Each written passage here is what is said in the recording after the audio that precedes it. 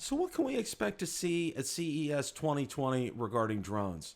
Got all that coming up next.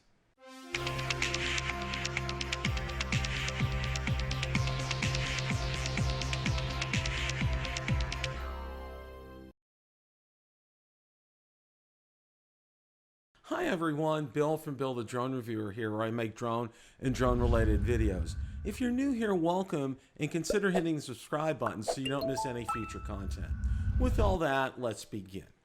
Now I'm going to go ahead and give you a rundown of what we can expect to see at CES 2020 regarding drones. Now the first is Hubsan. Now most of you are aware that Hubsan through Gearbest is currently taking pre-orders for their much improved Hubsan Xeno 2. Now, the excitement for this $399 drone is incredible, but unfortunately, they don't have an exhibitor's booth at CES 2020. Zero Robotics. Now, the Copter Falcon is a revolutionary drone design, and it's one of the first bicopters to hit the consumer market. Pre-orders are being taken on this bicopter, and it's scheduled to start shipping at the end of February.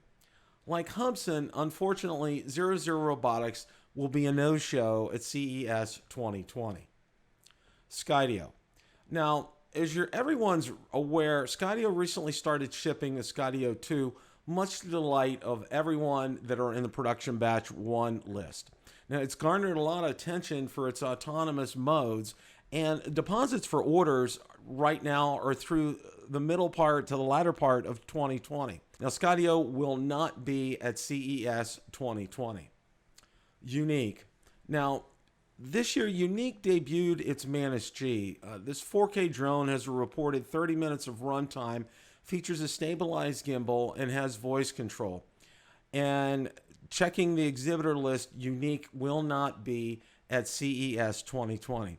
Okay, Bill, so who will be at CES 2020? Now, two of the major players are Autel and DJI. Let's look at Autel first. Now, Autel is all set to introduce to us the Evo 2 and its 2 models. Now, I reported that information recently and invite you to go ahead and check out that video. Now, what I can tell you is that there will be a sticker shock, okay? This was confirmed recently by a conversation with my good friend Ken Dono, Original Dobo. Now, there's a lot of improvements in Evo this year, and expect to pay for them. I can't emphasize that enough. On another item of note is I'm hearing the Evo is more geared toward professionals rather than hobbyists. So I invite you to go ahead and check out Ken's channel, as I know he's going to be at CES 2020 for all the latest updates.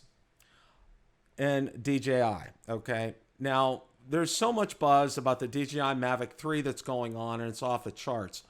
All kind of rumors are swirling about it, trying to compete with Skydio 2 regarding autonomy, and it coming out at the end of January. Now, if you know anything about DJI and how they release major products, they, being DJI, want to be the focal point, so that's why they have separate events. Now, as you can remember, the Mavic 2 was debuted in August of 2018 in Brooklyn, New York at a separate event. They want it to be the focal point. They want to be the center of attention. Now, the other point is my sources, who were correct about the Mavic Mini in November, tell me that the Mavic 3 is not scheduled to be released until sometime probably in second quarter. Now, this also means, from what I'm hearing from my sources, is that we will probably see the much improved Mavic Air 2 before the Mavic 3. Now, stick around and stay tuned to Bill the Drone Reviewer, as I'll be sure to pass on any news regarding this. An item of note, Rotor Talk and Zino Nation co-host Mr. Marcus Crawford will be at CES 2020, so I'm sure we'll be getting updates from him and be able to talk to him on the next Rotor Talk Live regarding his experience there.